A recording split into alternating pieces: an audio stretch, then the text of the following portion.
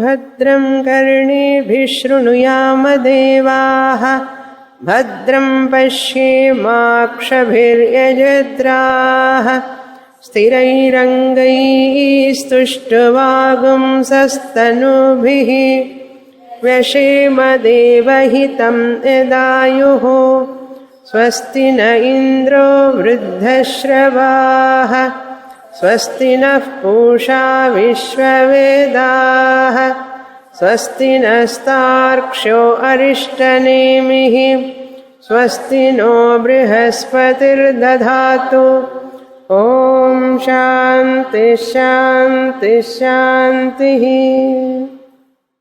30వ page 4వ మంత్రం శోభిమానాదూర్ధ్వముత్క్రమతైవ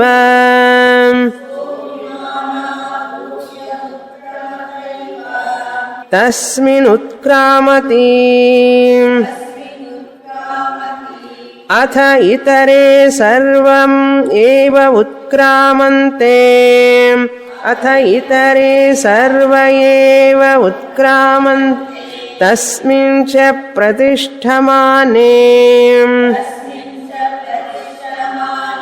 సర్వ ఏవ ప్రాతిష్ఠంతే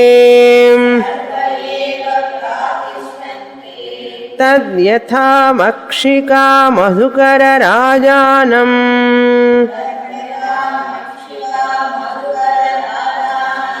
ఉత్క్రామంతం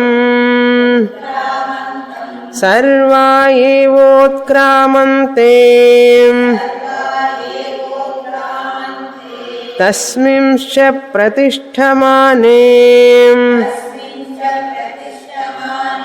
సర్వా ఏవ ప్రాతిష్ఠంతే ఏవం వాంగ్మనశ్చక్షుశ్రోత్రం చ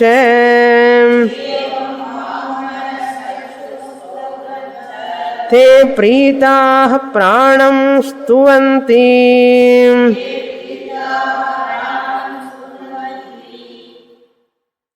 మనం రెండవ ప్రశ్న చూస్తున్నాం.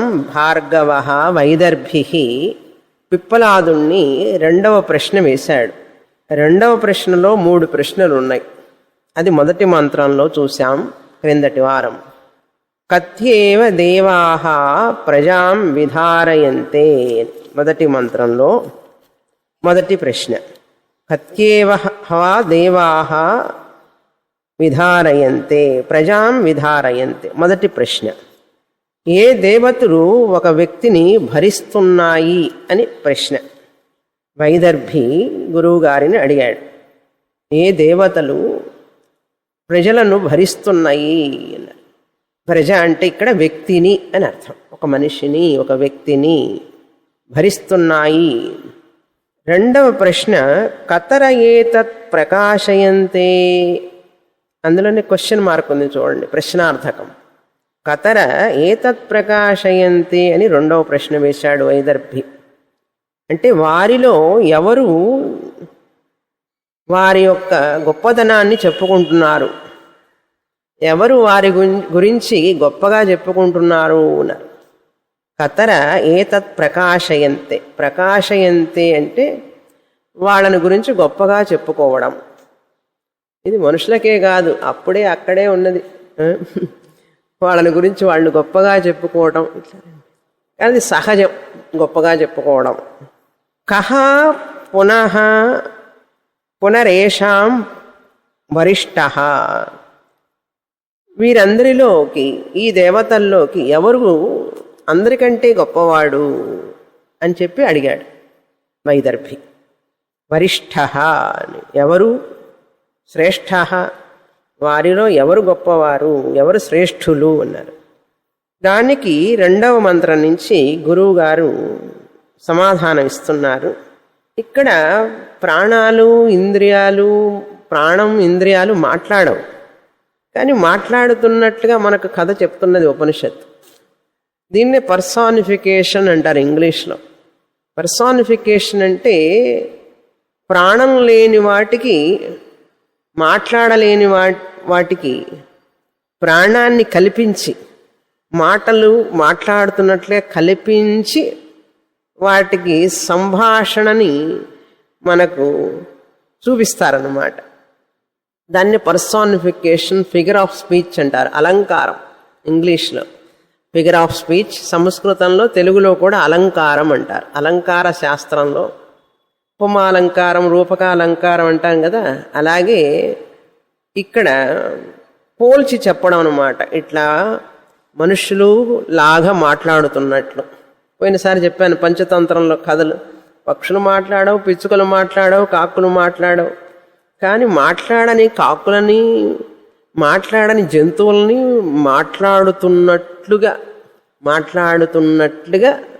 సంభాషణ చెబితే దాన్ని ఒక అలంకారం అంటారు. Figure of speech, personification. ఈ పర్సానిఫికేషన్ అంటేనే దానికి అర్థం పర్సానిఫికేషన్ ఇంగ్లీష్లో. తెలుగులో చెప్తే as a person with regard to a person, మనిషిని గురించి పర్సానిఫై చేయడం అంటే మానవ ఆకారము రూపొందించడం. దాన్ని మానవ ఆకారంగా భావించడం, రూపొందించడం. కరటక్క దమనక్కులు అనే ఒక పాఠం ఉండేది, పరవస్తు చెన్నైశ్వరిది. కరటక్క దమనకులని, జింక ఇవన్నీ ఉంటాయి అందులో, నక్క, అవన్నీ వాటికి మనుషుల్లాగా సంభాషణను కల్పించడం. దీన్నే పర్సన్, వ్యక్తి. పర్సానిఫికేషన్, ఈ వ్యక్తికి ఉన్న లక్షణాలన్నీ అందులో. దాంట్లో కూడా ఆ జంతువులకు కూడా ఈర్ష, అసూయ, కోపం అవన్నీ వాటికి ఉన్నాయా? ఈర్ష లేదు వాటికి. మనుషులకు ఉన్న ఈర్షని అక్కడ కల్పిస్తాడనమాట. కల్పించి మనకు కథలు చెప్తారు. పంచతంత్రం కథలన్నీ అంతే. కనుక దీన్నే పర్సానిఫికేషన్ అంటారు. ఇంద్రియాలు, ప్రాణాలు మాట్లాడుకుంటున్నాయి. ఏమంటే నిజంగా మాట్లాడుకుంటాయా అని అడగకూడదు. మాట్లాడుకుంటున్నట్లుగా అని ఉపనిషత్తు మనకు చెప్తోంది కథ రూపంలో. ఎవరు గొప్పవాళ్ళు అని అంటే ఇక్కడ చెప్తున్నారు. 2వ మంత్రంలో నుంచి గురువుగారు ఏం చెప్తున్నారు? దీనికి ప్రాణస్థుతి భాగం అంటారు. దీన్ని ప్రాణస్థుతిని చేస్తున్నారు ఈ 2వ ప్రశ్నలో. ప్రశ్నోపనిషత్తులో మొదటి భాగాన్ని మొదటి ప్రశ్నని, 2వ చాప్టర్ని 2వ ప్రశ్నని, 3వ చాప్టర్ని 3వ ప్రశ్నని అట్లా పిలుస్తారు ఇక్కడ. ఇప్పుడు ఈ 2వ ప్రశ్న అయినటువంటి 2వ భాగంలో, లేక 2వ భాగం అయినటువంటి 2వ ప్రశ్నలో 3 ప్రశ్నలు అడిగాడు శిష్యుడు. చాలా కన్ఫ్యూషన్. 3 ప్రశ్నలు అడిగాడని చెప్తున్నారు.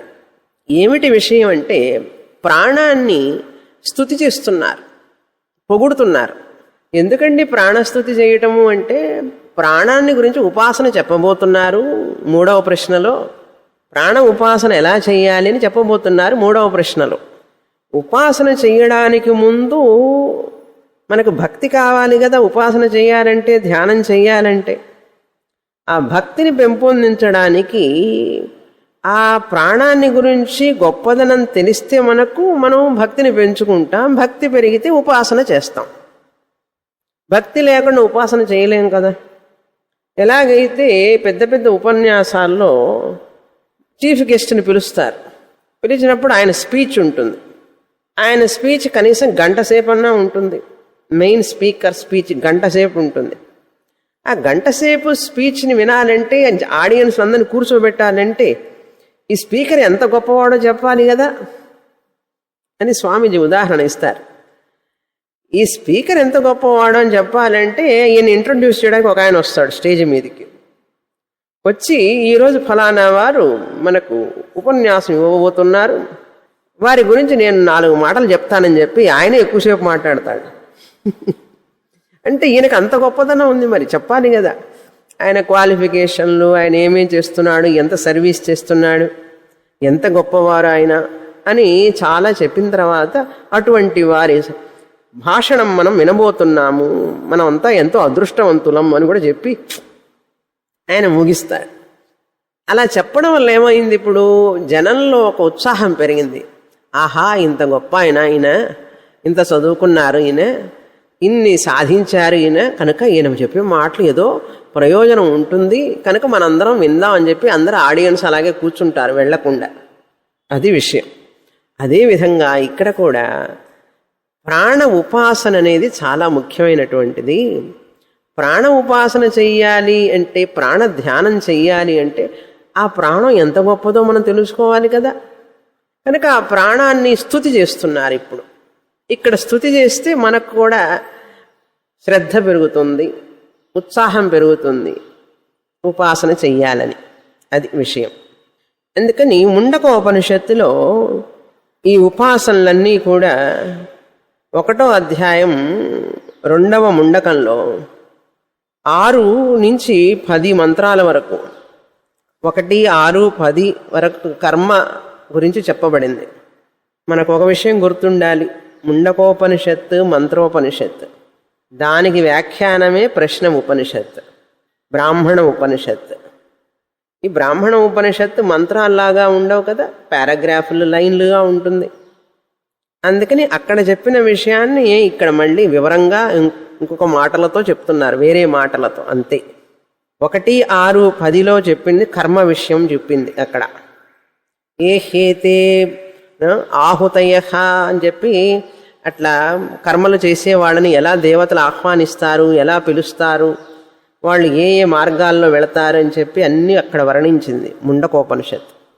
తర్వాత ముండకోపనిషత్తే 11వ మంత్రంలో ఉపాసన గురించి కూడా చెప్పింది.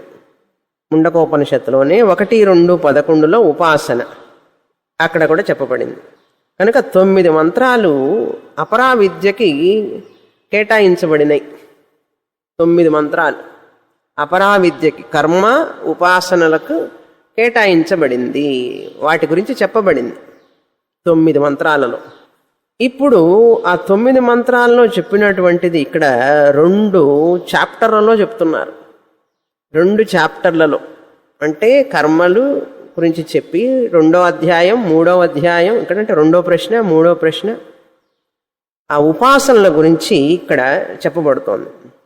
కర్మల గురించి కాకుండా 11వ మంత్రం, ఒక్క మంత్రం ఎక్కడైతే చెప్పబడిందో, తపశ్రద్ధేయే ఉపవసంత్యరణ్యే శాంతో విద్వాంసో భైక్షచర్యాం చరంతః అనే ఒక్క మంత్రానికి ఈ 2వ ప్రశ్న 3వ ప్రశ్న 2 అధ్యాయాలు విస్తరంగా చెప్పబడుతోంది. కనుక మీమాంసా శాస్త్రం ప్రకారం ఏ దేవతను గురించి మనం ఉపాసన చేస్తే ఆ దేవత స్తుతి చేయడం లక్షణం, చెయ్యాలి. ఏ దేవత గురించి అయితే మనం ఉపాసన చేస్తామో ఆ దేవతను గురించి స్తుతి చేయాలి ముందు. స్తుతి చేసినప్పుడు ఆయన ఆనందపడతాడు, ఆ దేవత అప్పుడు రెడీగా ఉంటాడు మనల్ని అనుగ్రహించడానికి. అందుకని స్తుతి చేయాలన్నమాట. ఈ పొగడతలన్నీ అక్కడి నుంచే వచ్చినాయి, అప్పటి నుంచే. అదే అలవాటు మనకు కూడా. స్తుతి ఎందుకు చెయ్యాలి అంటే భక్తిని పెంచడానికి కోసం, ఉపాసన చేయడం కోసం చెయ్యాలి అని చెప్పారు. ఇప్పుడు ఈ ప్రాణం అనేది ఏమిటని తెలుసుకున్నామంటే మనం హిరణ్యగర్భ సమష్టి సూక్ష్మ శరీరం అని అర్థం. సమష్టి సూక్ష్మ శరీరం, దీన్ని సమష్టి సూక్ష్మ ప్రపంచం కూడా అనొచ్చు. సమష్టి సూక్ష్మ ప్రపంచాన్నే సమష్టి సూక్ష్మ శరీరం అంటారు. సమష్టి అంటే అంత టోటల్గా అన్నమాట, సమస్తం. సమస్తాన్నే సమష్టి అంటారు, సమస్తాన్నే సమష్టి అంటారు. మనలో ఈ శ్వాస ఉన్నది కదా, ప్రాణం ఉన్నది కదా, ఈ ప్రాణం అందరిలో ఉన్నదాన్ని కలిపితే సమష్టి. ఒక్కరిలోనే ఉంటే వ్యష్టి, అందరిలో ఉంటే సమష్టి. అది విషయం. కనుక హిరణ్యగర్భ అనేది ప్రాణం, ప్రాణమే హిరణ్యగర్భ. అటువంటి హిరణ్యగర్భుడు ఇక్కడ ఈశ్వరుడు అని పేరు, ఈశ్వర.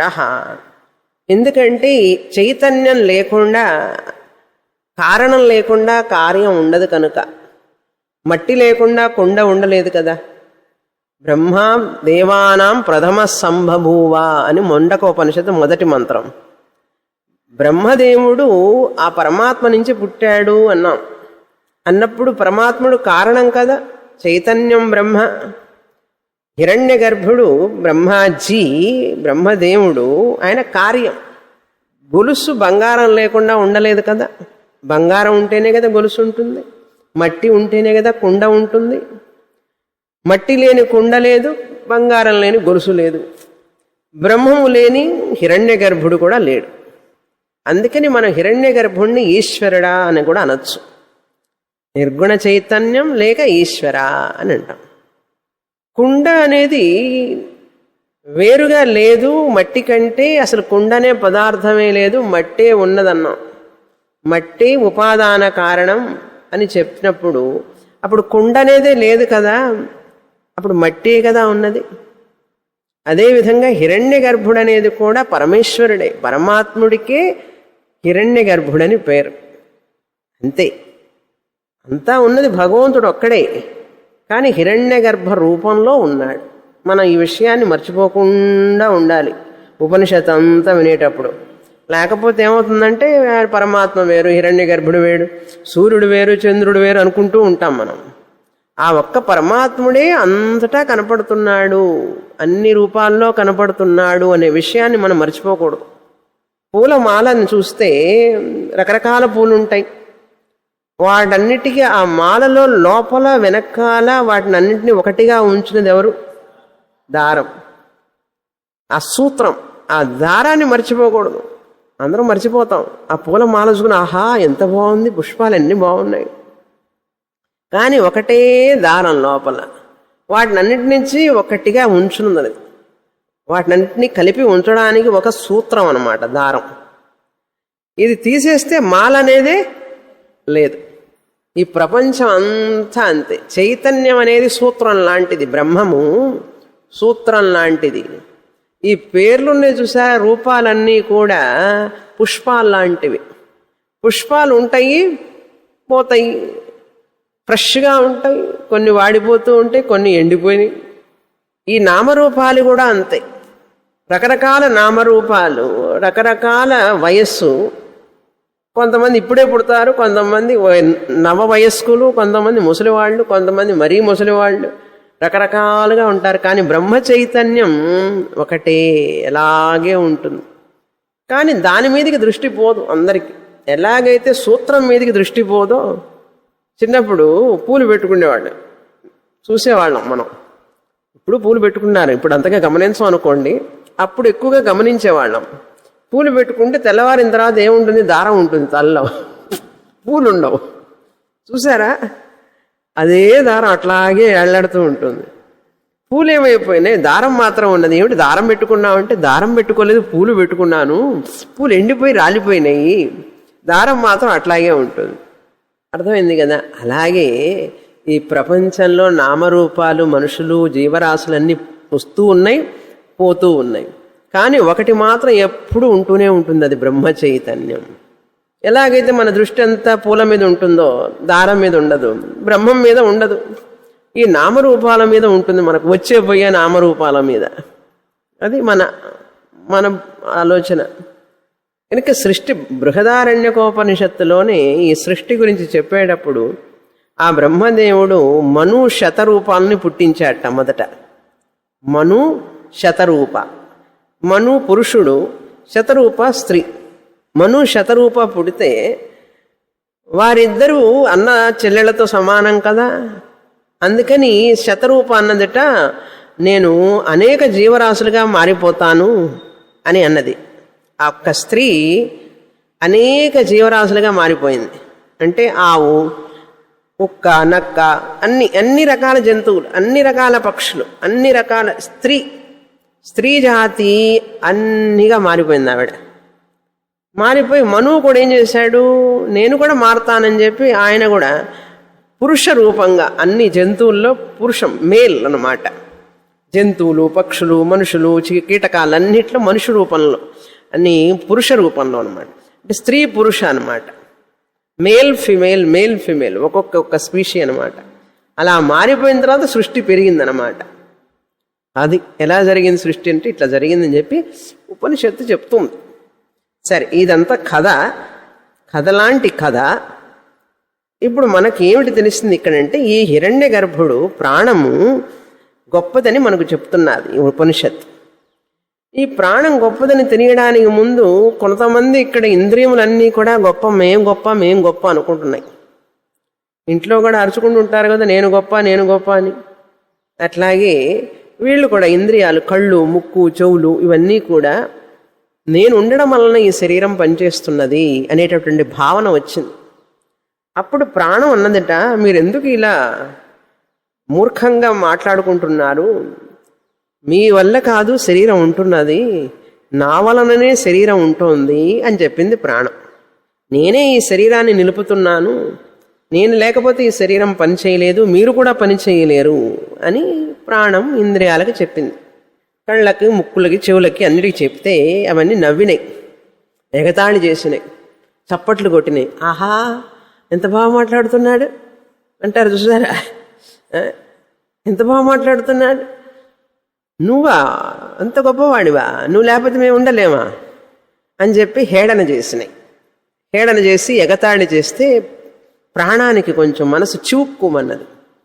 మనుషుల భాషలో చెప్పాలి కదా, ప్రాణానికి మనసు చివుక్కుమన్నది. అభిమానం కొంచెం దెబ్బతిన్నది. అభిమానం దెబ్బతినేటప్పటికీ అయినా ఈ ఇంద్రియాల మీద కరుణ ప్రాణానికి. నేను గనక వెళ్ళిపోతే వీళ్ళందరూ చచ్చిపోతారు, ఎట్లా వెళ్ళిపోయేది వీళ్ళందరినీ వదిలిపెట్టి అని చెప్పి వెళ్ళనూ లేదు. అభిమానం పోతున్నది, ఇక్కడ ఉంటే హేళన చేస్తున్నారు, విలువ లేకుండా ఉంది అసలు అని ఒక ప్లాన్ వేసింది ప్రాణం. వెళ్లకుండా వెళుతున్నట్లుగా నేను నటిస్తానన్నారు. వెళితే అవుట్ అయిపోతారు, ఇంకేం ఉండదు వాళ్ళ పని. అట్లా జాలిపడి ప్రాణం ఏం చేసింది, వెళ్లకుండా వెళ్ళినట్లుగా నటిస్తానన్నది. వెళ్ళినట్లుగా నటిస్తానంటే ఏం చేసింది, వాకిలి దాకా వెళ్ళింది. ఇంకా బయటకు వెళ్ళాలంతే.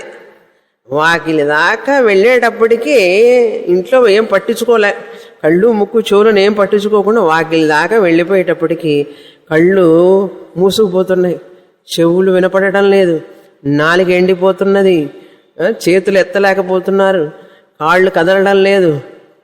అవన్నీ కూడా బలహీనమైపోయినాయి. బలహీనం ఎట్లా అయిపోయినాయి అని చెప్పి ఉపనిషత్తు ఉదాహరణ చెప్పింది. ఎలాగైతే తేనెటీగ తుట్టెలో ఆ రాణి ఈగ నాయకుడు అన్నమాట, అది గనక బయటికి ఎండిపోతే ఈ ఈగలన్నీ కూడా బయటికి ఎండిపోతాయి. ఆ ఈగ ఉన్నంతసేపు, ఆ తేనెటీగ ఉన్నంతసేపు ఇవన్నీ ఉంటాయి. ఆ నాయకుడు గనక లేకపోతే ఇవన్నీ ఉండలేవు. ఆ విధంగా అని చెప్పి ఉపనిషత్తు చెప్తాం. అది బయటికి వెళితే వీళ్ళందరూ బయటికి వెళతారు, అది లోపలికి వస్తే మళ్ళీ లోపలికి వస్తారు. స్వామీజీ ఇంకొక ఉదాహరణ చెప్తారు, పరమార్థానంద స్వామీజీ గారు. ఇప్పుడు మనం యాత్రలకు వెళ్ళేటప్పుడు గైడ్ ఉంటాడు కదా, మనకు తెలియని ప్రదేశాలకు వెళతాం. మనం నూతన ప్రదేశాలకు వెళ్ళినప్పుడు ఏమేం చూడాలి, ఎక్కడ చూడాలో మనకు తెలియదు. అందుకని ఒక గైడ్ని పెట్టుకుంటాం. ఆయన బస్సులో ఎక్కిస్తాడు మమ్మల్ని అందరినీ. ఎక్కించి ఆయన ఒక మైకు తీసుకుంటాడు. ఆ మైకులో చెప్తుంటాడు, ఇప్పుడు మనం ఫలానా చోటుకు వచ్చాం, ఫలానా చోట దిగుతున్నాం, ఫలానా చోట చూస్తామని చెప్పి చెప్తాం. ఆయన చెప్తాడు మైకులో. చెప్పగానే అందరు రెడీగా ఉండండి దిగడానికి అంటాడు. ఆయన దిగంగానే గడగడగడగ మనందరం కూడా బిల్ల కిందికి దిగుతాం. దిగి ఆయనతో పాటు వెళతాం, ఎక్కడికి వెళితే అక్కడ. ఆయన పరిగెడుతూ ఉంటాడు, చెప్పుకుంటూ పోతుంటాడు, ఆయనతో పాటు వెళ్తాం. ఆయన ఎక్కడ ఆగితే అక్కడ ఆగుతాం, ఆయన కదిలితే మళ్ళీ కదులుతాం. అట్లా అన్నమాట. ఈ ప్రాణం కూడా అంతే అన్నారు. ప్రాణం ఉన్నంతసేపు ఇవన్నీ కూడా ఉంటాయి, ప్రాణం ఆగిపోతే అన్నీ ఆగిపోతాయి అని స్వామి చక్కని ఉదాహరణలు చెప్తుంటారు. అట్లా కనుక చూడండి మంత్రం, సహా అభిమానాత్, ఆ ప్రాణము అభిమానం వలన బాధ వేసి ఊర్ధ్వం ఉత్క్రామత ఇవ. ఇవ అనేది ముఖ్యం. 4వ మంత్రం మొదటి లైన్. ఊర్ధ్వం పైకి వెళ్ళిపోవడం. ఊర్ధ్వం అంటే బయటకి, పైకి. ఉత్క్రామత, ఈ ఉత్క్రామత అనేది వర్తమాన కాలంలో ఉంది. వెళ్ళింది, వెళ్ళినట్లుగా అని చెప్పారు. భూతకాలంలో చెప్పుకోవాలి మనం. ఉత్క్రామత ఇవ, లాగా, వెళ్ళినట్లుగా. ఆ ఇవ అనేది వెళ్ళినట్లుగా వెళ్ళింది, వెళ్ళినట్లుగా వెళ్ళింది, వెళ్ళలేదు, వెళ్ళినట్లుగా వెళ్ళిపోయింది. అప్పుడే కదా వీళ్ళకి తెలుస్తుంది, లేకపోతే ఉంటే తెలియదు కదా. వెళ్ళిపోయినట్లుగా వెళ్ళింది. ఏమైంది అప్పుడు? తస్మిన్ ఉత్క్రామత, తస్మిన్ ఉత్క్రమతి అథ ఇతరే. ఎప్పుడైతే అది వెళ్ళిపోయిందో, అది నిష్క్రమించడంలో ఆ ప్రాణము, దాని తర్వాత నిష్క్రమించినంతనే, నిష్క్రమించేటంతలో అని అంటారు. అంటే బయటికి వెళ్ళే లోపల నిష్క్రమించినట్లు ఉద్యుక్తుడైనాడనమాట, తయారైనాడు. వెళ్ళిపోదామని చెప్పి అన్ని పెట్టే బేడా సర్దుకున్నాడు అంటారు చూసారా, పెట్టే బేడా సర్దుకుంటుంటారు. అందుకని కోపం వస్తే అందరూ చాలామంది పెట్టెలు సర్దుకొని వెళ్ళిపోతుంటారు ఇళ్లల్లో. పెట్టే బేడ సర్దుకొని రెడీ అయినాడు వెళ్ళడానికి, ఇంక పట్టుకున్నాడు అనమాట రెడీగా. పట్టుకునేటప్పటికీ అది అథ అని అర్థం. ఏమైంది అప్పుడు? అథ ఇతరే సర్వే ఏవ ఉత్క్రామంతే, మిగతా ప్రాణాలన్నీ కూడా, ప్రాణాలంటే అక్కడ ఇంద్రియాలు, ఇదేమో ముఖ్య ప్రాణం. ఇంద్రియాలను కూడా ప్రాణం అని చెప్పబడుతోంది ఉపనిషత్తుల్లో. బ్రహ్మసూత్రంలో దానికి ఒక అధికరణాలే ఉన్నాయి, ప్రాణాహ అని. ఇంద్రియాలను కూడా ప్రాణం అంట. కానీ ఈ ప్రాణం, మనం స్తుతి చేసే ప్రాణం ముఖ్య ప్రాణం. ఈ ముఖ్య ప్రాణం నిష్క్రమించేటంతలో ఏమైంది? ఇక ఇతరే అంటే మిగతా కళ్ళు ముక్కు చెవులు అనే ఇంద్రియాలన్నీ కూడా సర్వే ఏవ అందరూ కూడా ప్రాణాహ అంటే ప్రాణాలు, ఇంద్రియాలు, అవయవాలన్నీ కూడా ఉత్క్రామంతే నిష్క్రమించాయి, నిష్క్రమించినట్లుగా, నిష్క్రమించాయి అన్నట్లు అయిపోయింది. తస్మించ ప్రతిష్టమాని, ఆ ప్రాణం ఎప్పుడైతే పెట్టే తీసుకుంది, బయలుదేరింది, మళ్ళీ కింద పెట్టింది, మళ్ళీ పిలుస్తారేమోలే లోపల వెళ్ళిపో. స్వామిని డ్రామా కరెక్ట్గా చెప్తున్నారే అంటారా? చూసా ఇట్లాంటి కథలన్నీ, చాలా కథలే కాదు ఇళ్లలో దొరుకుతుంటేనే చూసాం. పెట్టి తీసుకుని అక్కడ దాకా వెళ్ళి వాకిలి దాటకుండా పిలుస్తారేమో అని చెప్పి ఎదురు చూస్తుంది అనమాట. పెట్టి కింద పెట్టింది. వీళ్ళందరూ పాపం ఈ లోపల నిర్ణయించుకున్నారు, ఈయన వెళ్ళిపోతే ఏముంది మన పని అని చెప్పి వాళ్ళందరూ కూడా బయట దాకా వెళ్ళి వెళ్ళొద్దు రారా అన్నారు. అలా అన్నమాట. అక్కడ మనం ఇలా ఊహించుకోవాలి. ఇప్పుడు మరి పిక్చరైజేషన్ ఏం చేయాలి? అంత సినిమా అయితే చూపిస్తాం, మరి ఇలానే కథ చెప్పాలన్నమాట. ప్రతిష్టమానే తస్మించ ప్రతిష్టమానే, ఎప్పుడైతే ఆ ప్రాణం స్థిరపడిందో వెళ్లకుండా, సర్వే ఏవ అందరూ కూడా, ఈ కళ్ళు ముక్కు చెవులన్నీ కూడా ఏం చేశారు? ప్రాతిష్టంతే స్థిరపడ్డారు. మళ్ళీ కళ్ళు చూడటం పనిచేస్తున్నాయి, ముక్కు వాసన చూడడం పని చేస్తున్నది, నాలుక కూడా మాట్లాడటం మొదలుపెట్టిన శక్తి వచ్చింది కదా, మాట్లాడుతున్నది, కాళ్ళు కదులుతున్నాయి, చేతులు కదులుతున్నాయి. ప్రాతిష్టంతే స్థిరపడ్డారు వాళ్ళ స్థానంలో వాళ్ళు, ఇంద్రియ శక్తులన్నీ కూడా. తత్ యథా ఏ విధంగానైతే, ఎలాగంటే మధుకర రాజానం తేనెటీగల రాజు, ఉత్క్రామంతం నిష్క్రమిస్తే, నిష్క్రమించినప్పుడు, నిష్క్రమించంగా, సర్వా ఏవ మక్షికాహ అన్ని తేనెటీగలు కూడా, సర్వా ఏవ మక్షికాహ ఉత్క్రామంతం ఉత్క్రామంతే నిష్క్రమిస్తాయో ఆ విధంగా అన్నారు. తస్మిన్ ప్రతిష్టమాని, ఆ తేనెటీగ అందులో ఉండగానే ఇవన్నీ కూడా ఉంటాయి. మేము ఎక్కడికి పోతాం, నువ్వు లేకుండా మేము పోము, మేము ఇక్కడే ఉంటాం అంటాయి అవి కూడా. అందుకని అందరు కలిసి తిరుగుతూ ఉంటాయి. ఏమి తిరుగుతాయో ఏం చేస్తాయో వాటికే తెలియాలి. ఒక్క క్షణం తీరిక ఉండదు కదా, తిరుగుతూనే ఉంటుంది. మరి ఏం చేస్తుందో దానికి ఎంత తెలివితేటలో బాబోయ్, చాలా తెలివితేటలు, ఎంత మైండో దానికి, తిరుగుతూ ఉంటుంది. అప్పుడు ఏమైంది? స్థిరపడగానే సర్వ ఏవ అన్నీ కూడా ప్రాతిష్టంతే అవన్నీ స్థిరపడతాయి. అదేవిధంగా ఏవం, అదేవిధంగా ఆ కథలో చెప్పినట్లుగానే తేనె తుట్టె కథలాగా అని అర్థం. తేనె తుట్టె కథలాగా బాగుందా కథ? మనకు అట్లా చెప్తే కానీ అర్థం కాదు. చూడండి ఉపనిషత్తు మన కోసం ఎంతటి సామాన్యమైన ఉదాహరణ తీసుకొచ్చి చెప్తున్నదో కదా. చక్కటి ఉదాహరణ చూస్తే మనం ఆ చీమలన్నీ కూడా చూసారా, పెద్ద చీమ ఒకటి పోతూ ఉంటుంది, ఈ చిన్న చీమలన్నీ కూడా దాని వెంబడే పోతాయి. అది ఇట్లా తిరిగితే ఇవన్నీ కూడా అట్లా తిరుగుతాయి, ఇట్లా తిరిగితే అట్లా తిరుగుతాయి. చూసారా చీమల్ని? అది దారి తప్పదు కదా. మళ్ళీ ఆ పెద్ద చీమకి ఇది వెళ్ళి అన్ని అందిస్తుంది అనమాట, చెప్తుంది ఫలానా చోట పంచదార ఉంది రా అని. ఆ పెద్ద రాజు అనమాట, నాయకుడు. అందుకని వీళ్ళందరూ ఆహారం తీసుకెళ్ళి ఆ పెద్ద చీమ కోసం అన్ని పెడతారనమాట లోపల. అది తిన్న తర్వాత మిగిలినంత మీరు తినండి అంటుంది. ఇట్లాంటివన్నీ చూస్తున్నాం చీమల్లో కూడా. అవి ఒక్క నిమిషం చీమ ఆగి ఉండంగా చూసారు ఎప్పుడన్నా, తింటూ ఉంటేటప్పుడు ఆగుతుంది కానీ లేకపోతే తిరుగుతూనే ఉంటుంది. కాళ్ళు నొప్పులు పుట్టవేమో ఏమో, తిరుగుతూనే ఉంటుంది. దాన్ని చూస్తూ ఉంటే భలే ఆనందం వేస్తుంది ఆ చీమని. ఏమిటో ఏమిటో ఉద్యోగం, ఏమిటో జాబ్ దానికి. 24 గంటలు 24x7 పని చేస్తూనే ఉంటుంది, రాత్రి మగళ్ళు. అందుకే కదా డబ్బాల పంచదార అంతా ఖాళీ అవుతుంది. మనం ఏమన్నా పెట్టామంటే డబ్బాల్లో మనం వచ్చేటప్పుడు ఉండవు, అందులో అంతా మాయమైపోతుంది. అది అట్లా అన్నమాట. అలాగే ఏవం వాక్ మనః, వాక్ అంటే వాగింద్రియం, మనః మనస్సు, చక్షు కన్నులు, శ్రోత్రం చెవులు, ఇవన్నీ కూడా ఏం చేశాయి?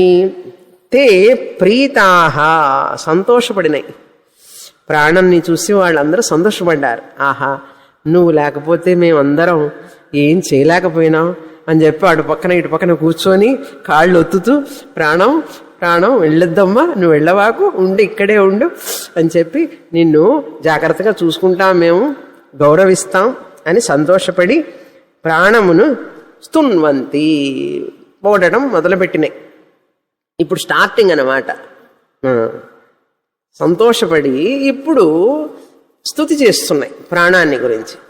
అలా స్తుతి మనం గనక వింటే మనకు కూడా ప్రాణం మీద బాగా విలువ పెరుగుతుంది. అందుకని ఈ ప్రాణికి హీలింగ్, ఈ చక్ర కుండలిని ఇవన్నీ కూడా ప్రాణానికి సంబంధించినవే. ప్రాణం అంటే మనం గాలి తీసుకునే ప్రాణం ఒక్కటే కాదు, ప్రతి దాంట్లో ఉన్న శక్తిని ప్రాణం అన్నారు, ప్రాణశక్తి అన్నారు. మనకు మంత్రాలు చదువుతూ ఉంటే తెలుస్తుంది ఇప్పుడు అసలు ఆ ప్రాణశక్తి దేంట్లో ఉన్నది, ఎక్కడెక్కడ ఉన్నది, ఏ రూపంలో ఉన్నదని తెలిసిపోతుంది. ఈ కుండలిని ధ్యానము, యాక్యుపంక్చర్ ఇవన్నీ చేస్తున్నారు కదా, ఇవన్నీ కూడా ప్రాణశక్తి కోసమే, ప్రాణశక్తిని ఉద్దీపనం చేయడం కోసమే. ఈ చక్ర ధ్యానం, కుండలిని ధ్యానం, యాక్యుప్రెషర్, యాక్యుపంక్చర్ ఇవన్నీ ప్రాణిక్ హీలింగ్, ప్రాణయామ అందరూ చేస్తున్నారు చూసారా ఇప్పుడు. అవన్నీ ఏంటంటే ఈ ప్రాణశక్తిని, సమష్టిగా ఉన్న ప్రాణశక్తిని ఉద్దీపనం చేసుకొని మనలో దాన్ని పెంచుకోవడం కోసం అంతటి విలువైనటువంటిది. అందుకని ప్రతి క్లాసులో మనం ప్రాణాయామం చేస్తున్నాం, కారణం అది. అయిందా? ఇప్పుడు తర్వాత మంత్రానికి వెళతాం. ఇంతవరకు క్రిందటి వారం చూశాం. 5వ మంత్రం. ఏషోగ్నిస్తపతి ఏష సూర్యః ఏష పర్జన్యః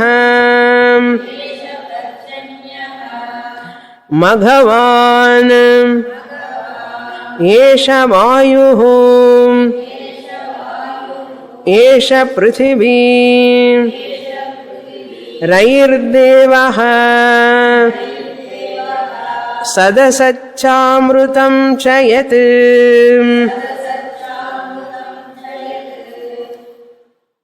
ఇక్కడి నుంచి ప్రాణస్థుతి మొదలవుతుంది. లేనటువంటి గుణాలని ఇవ్వడం ఉపాసన కోసం అవిద్యమానం గుణ ఆధానం అంటాం. వినాయకుడిని ఆ పసుపు ముద్దలో చూస్తాం. వినాయకుడు ఉన్నాడు అక్కడ, అవిద్యమానం లేడు, లేకపోయినా కూడా ఉన్నట్లుగా వినాయకుడిని చూస్తాం, భావన. అదేవిధంగా ఇక్కడ కూడా ఈ ప్రాణశక్తిని కొన్ని గుణాలని ఆపాదిస్తున్నాం అన్నమాట ఉపాసన కోసం. ఉపాసన చేయడం కోసం ఆ గొప్పదనాలన్నింటినీ కూడా ఆయనలో మనం ఆపాదిస్తాం. అది ఉపాసన అంటే. అందుకని స్తుతి చేసేయడం, ఉపాసన చేయడానికి ముందు ఆపాదించాలి. ఎలా ఆపాదిస్తాం? ఆపాదించడం అంటే మనం అందులో మనం చూడాలి, భావించాలి. ఆపాదన అంటే భావించడం.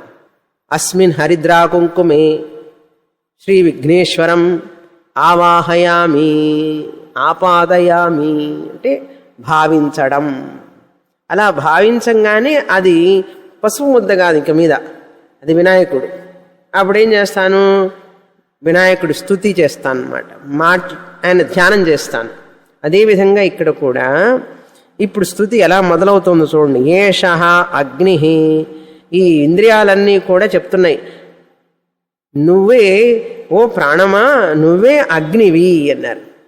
అగ్ని అనేది ఏదైతే ఉందో ఆ అగ్ని దాహక శక్తి అది నువ్వే అన్నారు. అందుకే ప్రాణాన్ని దాదాపు అగ్ని కూడా అనొచ్చు. ఏషః అగ్ని, ప్రాణమే అగ్నిగా దహిస్తాడు, ప్రాణం దహిస్తుంది అంటారు చూసారా. అగ్ని రూపంలో ఉండి ప్రాణం దహిస్తుందన్నమాట. ఆ దాహక శక్తి ఉంది చూసారా, అది ప్రాణం యొక్క శక్తి. నిప్పులో ఉన్న దహించే శక్తి ఓ ప్రాణదేవత నువ్వే కదా మొదటిది. ఏషః అగ్ని, ఏషః అంటే ఈ ప్రాణం, అగ్ని అగ్ని అయి కాల్చుతున్నది అని అర్థం. తపతి అంటే దహిస్తున్నది, కాల్చుతున్నది. ఏషః ఈ ప్రాణము, ఈ ప్రాణము సూర్యః సూర్యుడు, సూర్యకాంతి. ఆ సూర్యకాంతి సోలార్ తర్వాత ఏమంటారు ఎనర్జీ. అది ఎనర్జీ అనేది ప్రాణశక్తి. సోలార్ ఎనర్జీ సౌరశక్తి.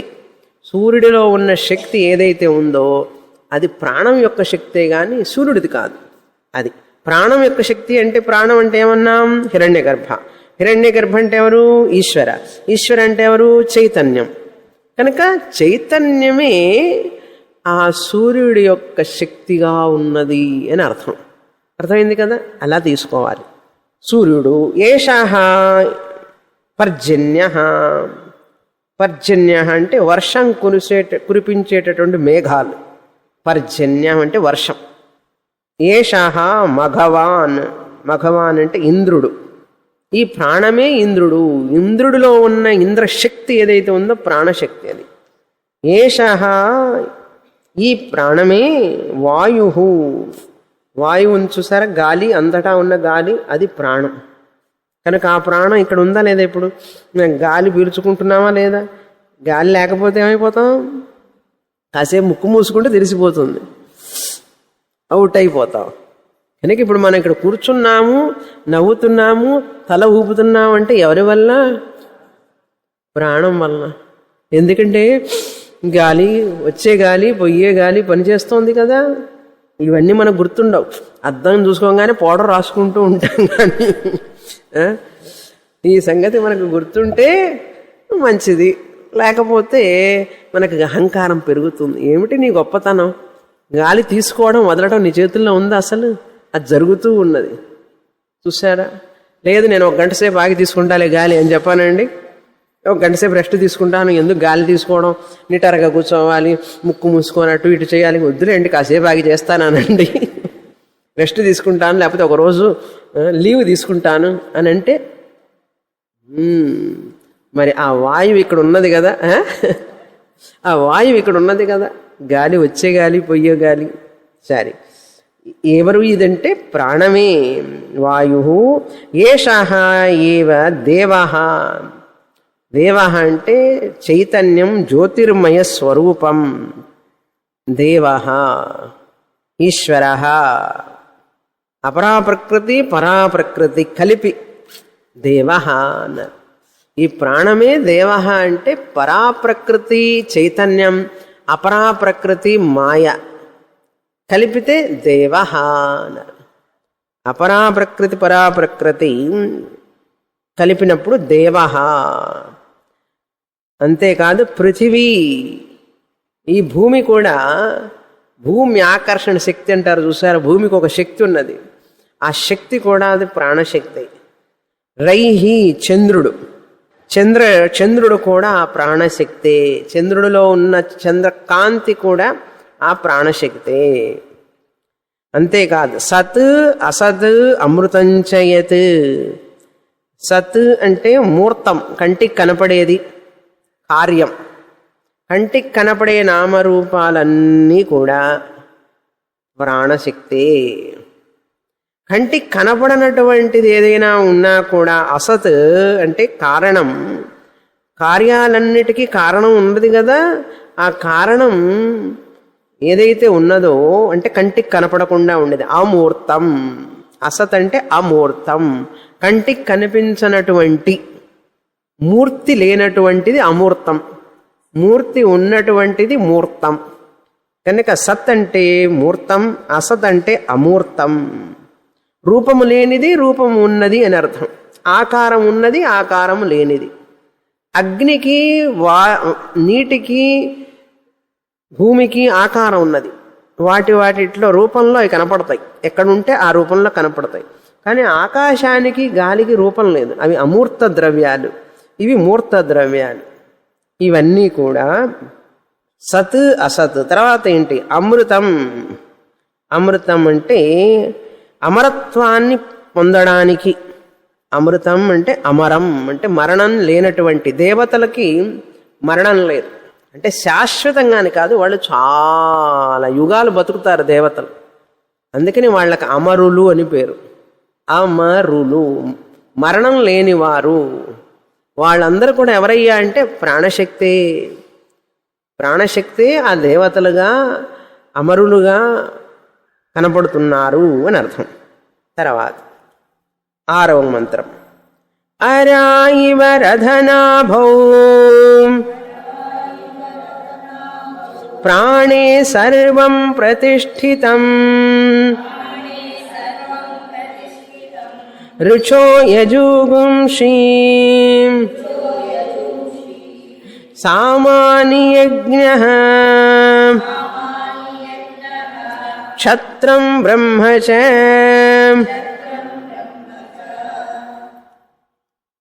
అక్కడ ప్రాణము నేనే నిలుపుతున్నాను అవష్టభ్య అన్న చూసారా? అక్కడ అవష్టభ్య అంటే ఏమిటి అర్థం అంటే స్తంభ ధాతు. స్తంభ అంటే ఒక స్తంభం మీద 4 స్తంభాల మీద ఇల్లంతా నిలిచుంటుంది చూసారా? అంటే ఇల్లంతా నిలవడానికి స్తంభం ఆధారం. అంటే కదలకుండా ఉంటుందన్నమాట. అన్నిటినీ తాను ఆధారంగా ఉంటుంది, అన్నిటికీ మోస్తూ ఉంటుంది. దాన్ని స్తంభ అంటారు. స్తంభం. స్తంభం అంటే ఆధారం అని అర్థం. తాను కదలకుండా అన్నిటికీ ఆధారంగా నిలుపుతున్నదన్నమాట. అందుకని అవష్టభ్య అంటే అది అర్థం. స్తంభం లాంటిది. పిల్లర్ అంటారు చూసారా? స్తంభం లాంటిది. అందుకని ఒక వ్యక్తి కూడా స్తబ్దుడిగా ఉన్నాడంటాడు చూడండి. కదలకుండా ఏం చేయకుండా ఉంటే స్తబ్దుడిగా ఉన్నాడు అంటాం. ఇక్కడ స్తంభలో నుంచి అవష్టభ్య అని వచ్చింది. అవష్టంభనం అని అక్కడ అర్థం. కనుక ఈ ప్రాణాలంటే 5 ప్రాణాలు ఉన్నాయి. 5 ప్రాణాలు కలిపి ఒక్క ప్రాణం. ఈ ప్రాణాన్ని దేనితో పోలుస్తున్నారు? అరా ఇవ రథనాభౌ. రథ అంటే రథము. అరా ఇవ రథము యొక్క చక్రం. రథనాభౌ. రథనాభం అంటే రథము యొక్క నాభి. చక్రము ఇరుసు అంటారు చూసారా? ఒక చక్రం ఉంటుంది. రథానికి 2 చక్రాలు ఉంటాయి. ఆ చక్రం మధ్యలో ఇరుసు ఉంటుంది. నాభి అంటే మధ్యలో ఉన్నటువంటిది హబ్ అంటారు. ఆ ఇరుసు నుంచి ఔటర్ రిమ్ ఉంటుంది. ఔటర్ రిమ్ బయట ఒకటి ఉంటుంది, లోపల ఒకటి ఉంటుంది. ఈ లోపల అంటే మధ్యలో ఉన్న నాభి ఇరుసుని ఆ పైన ఉన్నటువంటి ఒక చక్రం ఉంటుంది రౌండ్గా, దీన్ని కలిపేది. వీటిని ఆకులు అంటారు. రిమ్ని ఆకులు అంటారు అనమాట. పక్కన స్పోక్స్ అంటారు ఇంగ్లీష్లో. ఈ స్పోక్స్ని ఆకులు అంటారు ఇక్కడ తెలుగులో. ఈ ఆకులు ఏం చేస్తున్నాయట? ఈ యొక్క బయట రిమ్ని ఈ హబ్ని కలుపుతున్నాయి. అది గుర్తుపెట్టుకోవాలి ఇక్కడ. అందుకని మధ్యలో ఉన్నదేమో ప్రాణశక్తి, ఇరుసు. ఇరుసు అంటే మధ్యలో ఉన్నటువంటిది. చూసారా? అది ఎప్పుడైనా బండి చక్రాన్ని చూసారా? బండి చక్రం రాసుకోండి, బొమ్మేసుకోండి. ఆ బండి చక్రం పైన ఒక చక్రం వేస్తే మధ్యలో ఒక చిన్న చక్రం హబ్ అనమాట. అది ఇరుసు. ఈ మధ్యలో దానికి బయట ఉన్నదానికి కనెక్షన్ కడ్డీలు అనమాట. వాటిని ఆకులు అన్నట్లుగా మనం రాసుకోవాలి. ఆకులు లాంటివి. అయితే ఏమిటండి, ఎందుకు ఇంత కథ అంటారు? రథ నాభ ఇవౌ. ఈ విధంగా రథానికి ఉన్నటువంటి నాభి వలె రథచక్రానికి ఉన్నటువంటి నాభి వలె ఈ ప్రాణశక్తి ఉన్నది. ఈ యొక్క నాభి మీదనే కదా ఇవన్నీ ఆధారపడి ఉన్నాయి. ఈ కమ్మీలన్నీ కూడా కమ్మీలు అంటారు తెలుగులో. కమ్మి అంటే ఏ భాష? తెలుగు భాష. ఇనుప కమ్మీలు అంటారు చూసారా? అట్లా కమ్మీల్లాగనమాట. ఇవన్నీ కూడా ప్రాణే ఏవ సర్వం ప్రతిష్ఠితం. ప్రాణం మీదనే స్థిరపడి ఉన్నాయి. ఎట్లాగైతే ఈ ఆకులన్నీ కూడా, కమ్మీలన్నీ కూడా, కడ్డీలు ఈ యొక్క నాభికి కనెక్షన్గా ఉన్నాయో, ఇది తీసేస్తే అవి కలిసి ఉండలేవు. ఇప్పుడు 4 వైపుల నుంచి ఇట్లా వస్తాయి కదా, వచ్చినప్పుడు ఇవన్నీ కలిపి ఉంచేది ఎవరు? నాభి, హబ్. ఇది కనుక లేకపోతే ఇవన్నీ ఒకదానికొకటి పడిపోతాయి. వీటిని అన్నిటిని కలిపి ఉంచేది ఈ మధ్యలో ఉన్న ఇరుసు. అదేవిధంగా ఈ కళ్ళు చూసే శక్తి, వినే శక్తి, మాట్లాడే శక్తి, స్పర్శన శక్తి, గ్రహణ శక్తి ఇవన్నీ ఉన్నాయి కదా, ఇవన్నీ కూడా ఉండడానికి ప్రాణశక్తి. ఇది గనక లేకపోతే ఇవన్నీ పనిచేయలేవు. ఆ విధంగా అన్నమాట. సర్వం ప్రతిష్ఠితం అంటే స్థిరపడి ఉన్నవి అని అర్థం. నోరు, ముక్కు, కంఠం, హృదయం ఇవన్నీ కూడా ఈ ప్రాణం మీద ఆధారపడి ఉన్నాయి. అందుకనే వీటిని మర్మస్థానాలు అంటారు. మర్మస్థానాలంటే నోరు మర్మస్థానం, ముక్కు మర్మస్థానం, అట్లాగే కంఠం కూడా మర్మస్థానం. అందుకని అక్కడ కొట్టారంటే ఏదన్నా కత్తితో పొడిచినా కూడా మనిషి చనిపోతాడు. చూసారా? ఆ చంపేవాడికి కూడా తెలుసు ఎక్కడ కొడితే చనిపోతాడని. అందుకనే గుండె మీద అటాక్ చేస్తారు, లేదా కంఠం మీద అటాక్ చేస్తారు. నిన్న చూసారుగా మొన్న న్యూస్. ఎక్కడ చంపితే ఇంక మళ్ళీ బతకడు అనమాట మనిషి. అది మర్మస్థానాలు. ప్రాణశక్తి ఉన్నదే మర్మస్థానం అని అర్థం. అక్కడ కనుక కొడితే మనిషి చచ్చిపోతాడనమాట. ఎందుకంటే ప్రాణం దెబ్బతిన్నది కదా, అందుకని అదనమాట. కనుక ప్రతిష్ఠితం స్థిరపడి ఉన్నవి. ఏమేమి స్థిరపడి ఉన్నాయి? వీటి వలన ఏం జరుగుతుంది ఇక్కడ? ఆ ప్రాణం ఉండడం వలన, ఆ ప్రాణశక్తి మీద ఇవన్నీ ఆధారపడి ఉండడం వలన, స్థిరపడి ఉండడం వలన రుచో యజూంషి సామాని, వేద మంత్రాలను మనం ఉచ్చారణ చేయగలుగుతున్నాం. ఋగ్మంత్రాలని, యజుర్మంత్రాలని, యజుర్వేద మంత్రాలని, సామవేద మంత్రాలను మనం ఉచ్చారణ చేయగలుగుతున్నాం. ఇప్పుడు మాట్లాడుతున్నాను అంటే ఎలా మాట్లాడుతున్నాను? ప్రాణశక్తి వల్ల మాట్లాడుతున్నాను. మీ చెవులు ఎలా వింటున్నాయి? ప్రాణశక్తి వలన వింటున్నాయి. ప్రాణం లేకపోతే చెవులు వినగలవా? ప్రాణం లేకపోతే నా నోరు మాట్లాడగలదా? మాట్లాడలేదు. కానీ మనం ప్రాణాన్ని పట్టించుకోం. లైట్ వెలుగుతున్నంతసేపు ఎలక్ట్రిసిటీని పట్టించుకుంటున్నామా? విలువనిస్తున్నామా ఎలక్ట్రిసిటీకి? జ్ఞాపకం ఉండదు కదా. అదేవిధంగా ప్రాణాన్ని కూడా మనం పట్టించుకోం. కళ్ళు చూస్తున్నాయి అనుకుంటాం, కానీ కళ్ళు ఎలా చూస్తున్నాయి? చెవులు వింటున్నాయి. ఎలా వింటున్నాయి? ప్రాణం వలన వింటున్నాయి. అందుకని ఒక్కొక్కసారి అట్లాంటి అంతర్భూతంగా ఉన్న శక్తిని మనం గమనించకపోతే అది స్ట్రైక్ చేస్తుంది. అప్పుడప్పుడు వాళ్ళని గమనిస్తూ ఉండాలి. పెద్ద పెద్దగా బయటికి రారు వాళ్ళు. అప్పుడప్పుడు వాళ్ళని గమనించకపోతే పవర్ కట్ అంటుంది. నన్ను విలువ తెలుసుకోవడం లేదు కదా మీకు, కట్ అయిపోతాను అంటుంది. అప్పుడు తెలుస్తుంది, అయ్యో ఎలక్ట్రిసిటీ ఎలక్ట్రిసిటీ అన్నట్లుగా. ఇక్కడ కూడా అంతే. మనం విలువ తెలుసుకొని ఎప్పుడు గౌరవిస్తూ ఉండాలి వాళ్ళు మనకు. అందుకని కృతజ్ఞత ఉంటే మంచిది ఎప్పుడైనా కూడా. ఇక్కడ శక్తి అంటే ప్రాణం. ప్రాణమే ప్రాణం దేవా అనుప్రాణంతి, అన్నీ కూడా ప్రాణం వల్లనే ఉన్నాయి అన్నాడు. మనుష్యా పశవశ్చయే ప్రాణో హి భూతానామాయు. ప్రాణంలో ఉండబట్టే కదా ఆయుష్ ఉన్నది. ఆయువు వేరు కాదు, ప్రాణము వేరు కాదు. ఆయువే ప్రాణం, ప్రాణమే ఆయువు. తైత్రీయ ఉపనిషత్తులో చూసాం. అందుకని ప్రాణం అనేటువంటిది ఇక్కడ ఈ మంత్రాలన్నీ చదువుతున్నాం. ఎవరు చదువుతున్నారు ఇక్కడ? ఈ యజ్ఞం చేసేవాళ్ళు చదువుతున్నారు, బ్రాహ్మణులు. యజ్ఞ బ్రహ్మచ క్షత్రంచ.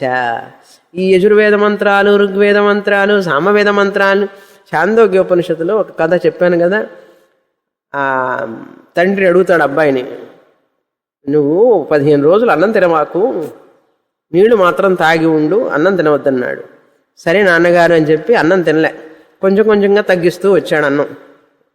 రోజుకి తగ్గిస్తూ వచ్చిన తర్వాత 15వ రోజు పిలిచి వాళ్ళ అబ్బాయిని, ఒరేయ్ ఋగ్వేద మంత్రం చెప్పు, యజుర్వేద మంత్రం చెప్పు, సామవేద మంత్రం చెప్పు, పాడు అన్నాడు. సామవేదం పాడమన్నాడు.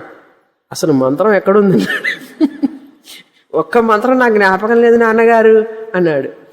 జ్ఞాపకం ఉంటే కదా చదవడానికి. జ్ఞాపకమే లేకపోతే ఇంకా చదివేది ఎక్కడో, నేను మంత్రాలు ఏం చెప్తానన్నాడు. చూసావా మరి, నువ్వు మంత్రం చెప్పలేకపోతున్నావంటే కారణం ఏమిటి? నీకు ప్రాణశక్తి తరిగిపోయింది, ప్రాణశక్తి తరిగిపోగానే నీ మెమరీ కూడా తగ్గిపోయింది అన్నారు. దానివల్ల మనకేం తెలుస్తుందంటే ప్రాణం అనేది చాలా ముఖ్యం అని తెలుసుకోవాలి. చక్కగా పాడుతున్నాడండి. ఎలా పాడుతున్నాడు? దమ్ము తీసుకోవాలి కదా. దమ్ము తీసుకుంటేనే పాట వస్తుంది. పాట ఎట్లా వస్తుంది? ప్రాణశక్తి వల్ల వస్తున్నది. అన్నీ గమనించం మనం. అది గమనించం కాబట్టి ఉపనిషత్తు చదివి నేర్చుకోవాలి. అప్పుడప్పుడు గుర్తు చేసుకోవాలన్నమాట. ప్రాణశక్తి ఈ హిరణ్యగర్భ దేవత. అందుకని శివశక్తి అంటారు చూడండి. శివశక్తి. శివ అంటే చైతన్యం, శక్తి అంటే ప్రాణశక్తి. ఈ రెండు కలిసినప్పుడు మాయా అని అర్థం. శక్తి అంటే మాయ, ప్రాణశక్తి, మాయాశక్తి. ఈ మంత్రాలు చదవడానికి చదువుతూ యజ్ఞం చేస్తున్నారు. సరే, యజ్ఞం చేస్తూ ఉంటే ఈ సుబాహులకి వీళ్ళు వచ్చినట్టుగా యజ్ఞం పాడు చేసే వాళ్ళు వస్తారు కదా. యజ్ఞం చేస్తున్నారు, మంత్రాలు చదువుతూ ఉంటే ఈ మిలిటెంట్లు, టెర్రరిస్టులు వచ్చినట్లుగానే యజ్ఞం చేసేటప్పుడు మంత్రాలు చదువుతుంటే యజ్ఞం పాడు చేయడం కోసం వస్తుంటారు.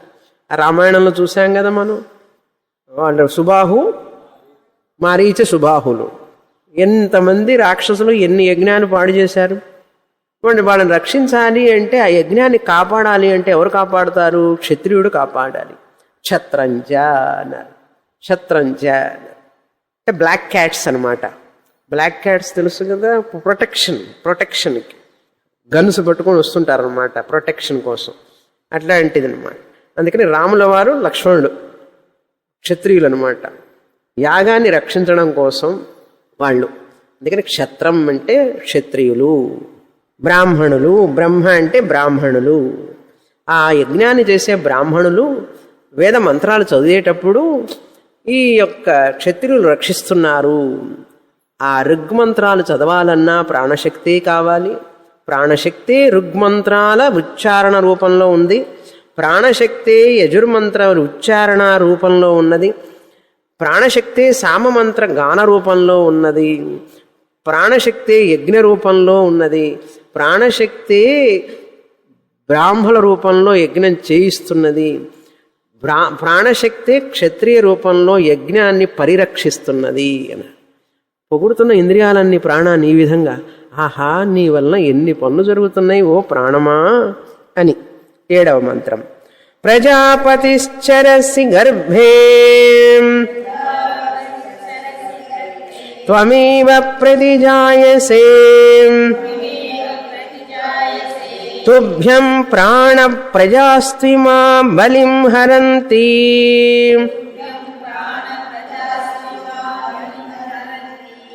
యః ప్రాణై ప్రతిష్ఠసి.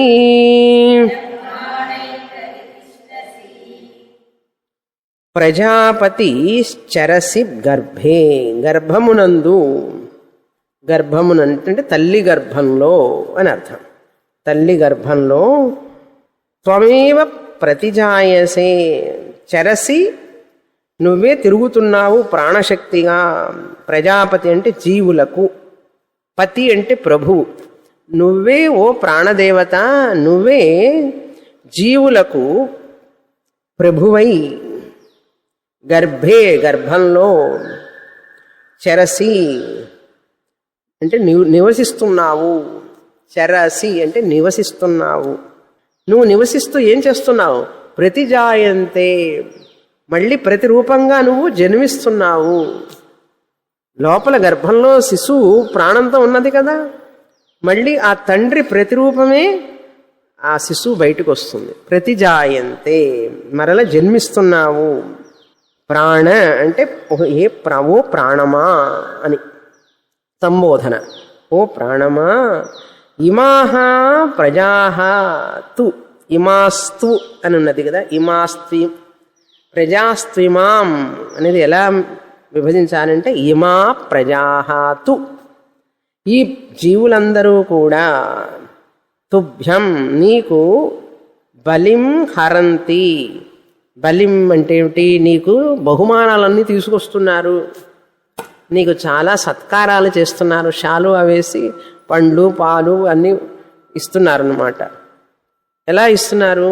బలిం హరంతి అంటే కళ్ళు రూపాలని, వర్ణాలని, రంగుల్ని చూసి ఆ ప్రాణదేవతకి అందజేస్తున్నాయి. కళ్ళు కళ్ళ కోసం చూడవు, కళ్ళు ప్రాణం కోసం చూస్తున్నాయి, ఆ జీవుడి కోసం, ప్రాణం ఉన్న జీవుడి కోసం చూస్తున్నాయి. చెవులు చెవుల కోసం వినవు, తమ నాయకుడైనటువంటి ప్రాణశక్తి కోసం వింటున్నాయి. చూశారా? ఏ మనస్సు చింతన చేస్తుంది, మనస్సు తన చింతన కోసం తాను చెయ్యదు. లోపల ఉన్న జీవుడు, ప్రాణంతో ఉన్నటువంటి జీవి అంటే జీవ ప్రాణధారణి అని అర్థం. జీవి అంటే ఏమిటో తెలుసా? అసలు ప్రాణాన్ని ధరించినవాడు జీవుడు. జీవ ప్రాణధారణే జీవి. మనం జీవులమా కాదా?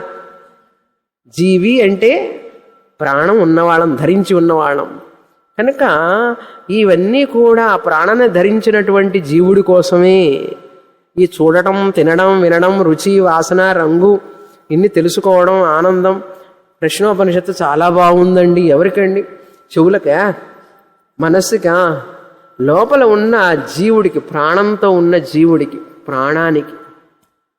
అందుకని త్వమేవ ప్రతిజాయసే తుభ్యం ప్రాణ, హే ప్రాణ, నీ కొరకు ప్రజాహ తు ఇమా బలిం హరంతి. ఆ శబ్దాలు నీకోసమే, రుచులు నీకోసమే, వాసనలు నీకోసమే. ఎక్కడికి వెళ్ళి ఏమి చూసినా కూడా ఆనందం అంతా నీకోసమే ఇస్తున్నారు అందరూ. యహ ప్రాణై ప్రతిష్టసి, ఆ ప్రాణంలతోనే, ఇంద్రియాలతో నివసిస్తావు. అంటే ఈ ప్రాణం తన యొక్క సమూహం అన్నమాట. ఇంద్రియాలన్నీ తన సమూహం. ప్రాణానికి పంచ జ్ఞానేంద్రియాలు, పంచ కర్మేంద్రియాలు, మనస్సు, బుద్ధి, చిత్త, అహంకారం ఇవన్నీ ఎవరి కోసం? ఆ జీవుడి కోసం, ఆ ప్రాణధారణ చేసి ఉన్న జీవుడి కోసం. అంతేగాని అవి వాటి కోసం కాదు. అర్థమైంది కదా? వచ్చే వారం చూస్తాం.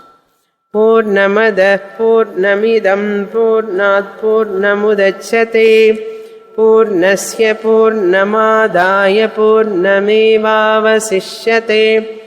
ఓం శాంతి శాంతి శాంతి. హరి ఓం. శ్రీ గురుభ్యో నమః. హరి ఓం.